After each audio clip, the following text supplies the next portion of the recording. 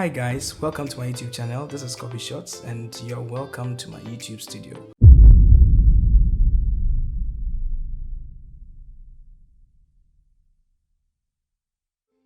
It has been long overdue when I promised you that I'm going to create content which I'm going to include a whole lot of tutorials as well as, BTS of my shoots and how my thought process goes when it comes to lighting, shooting, directing models, and a whole lot more. This video is basically about how I put together my YouTube studio, and this is to tell you that you don't have to always have the best and the best and the best of setups like probably what I'm having right now. The accumulation of equipment as well as how my lighting is going to be, how my setup is going to be, and the number of changes I'll be making to my studio as the time progresses. What I'll be covering in this video is basically about the equipment that I'm using, that is to talk about the camera, the lighting, the sound, and everything that there is to in the studio. The camera that I'm shooting on currently is a Canon EOS 60D on which a 16-35mm 2.8 lens is mounted. And this is because of the space that I have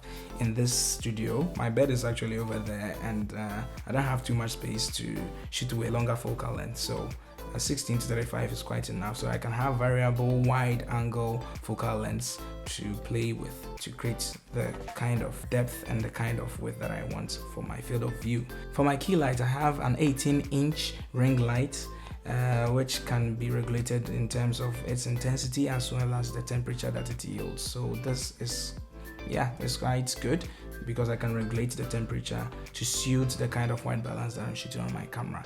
Also, to my left or behind me, creating this wonderful rim light that I love so much is a softbox from Godox. It's a 95 centimeter softbox with a grid to reduce the amount of spillage the light coming from it will be. So inside I've built in ceiling bulbs which are LED. I'm not using this as my key light which I intended initially to use because it doesn't have a very good color rendition index, that's CRI, and because of that I've decided to rather use it as my rim light. That's to separate me from the background because I want to control this space as much as possible when it comes to lighting.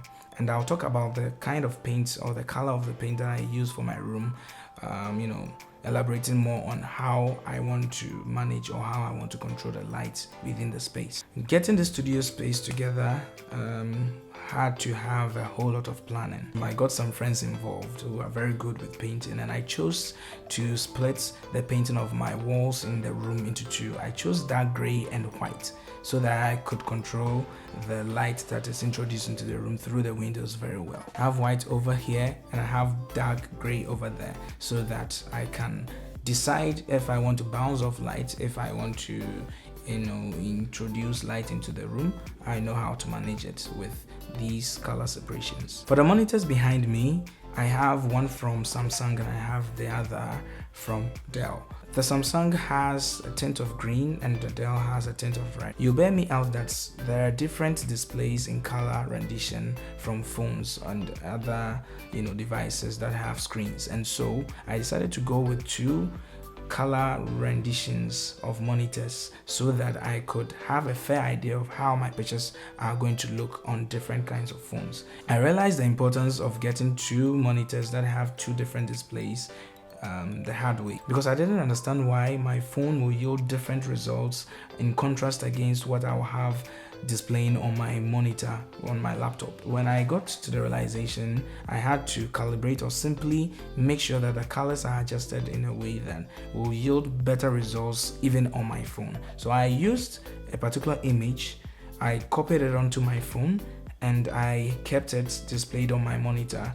So I placed it side by side and I tweaked the adjustments to make sure that my monitor on my laptop, if not exactly the same, something quite equal to what my phone was also displaying. So that solved this problem for me. You can also resort to calibrators, monitor calibrators that are products that you hang and use the software to calibrate your screen digitally. But I chose to deal with this method the manual way. Speaking of the microphone that I use, it is very forgiving by audience to watch crappy video with good quality sound. So it's very important that I give as much attention to my audio as I would give to my video, so that I will have my audience engaged very well with what I'm talking about. If I have crappy audio, my video quality wouldn't be of any relevance to me. And so I chose to go with a digital audio recording device, even though I'm not using any boom mic as of now.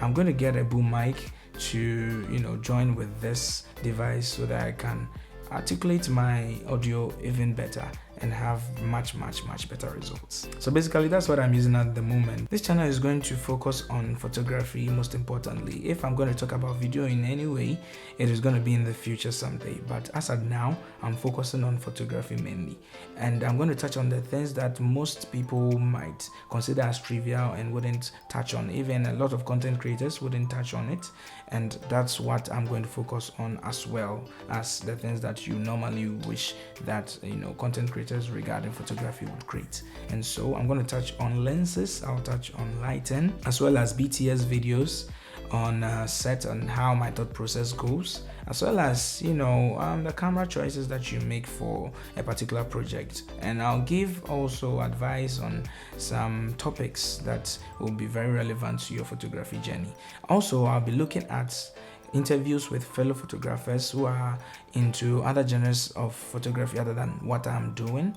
Currently, I'm a wedding photographer, and so I can introduce other photographers doing other genres of photography, such as landscape photography, such as food photography, beauty photography, and a whole lot more, from fashion to the rest. And so this channel is going to touch on a whole lot of things. I'm also going to introduce a part where I'm going to take in pictures and criticize it together with fellow photographers, or do it alone, and to touch on the pictures and also talk about some things that I recommend regarding editing, and also to create tutorials for you, and to show you my editing style and my editing process, which is also fascinating because we all have different and unique styles when it comes to editing. Even as much as you follow or you would want to mimic the people that you admire in the line of work that you do, you are also going to generate in one way or the other your style for yourself as you progress. And so I'm going to share with you my style and my thought process so that you add on to it, and through your comments that you give,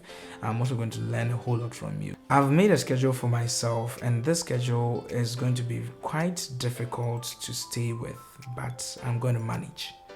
I will manage and try to create content every week for you guys, so that we touch on some trivial issues as well as some major issues that are all relevant to your journey in photography. And so the schedule is going to be every week. If I have time on my hands, I'm going to increase it to at least 2 videos a week, so that I can always be keeping up and giving you all the content that you so desire. So basically this channel is going to be mostly about photography, as you may know, and I'll be giving you tips every now and then. So if it's something that you are interested in, please consider subscribing to this channel and turn on the post notification bell button so that you're notified of all future videos that I post, and you being the first to view them. Until then, have a wonderful day.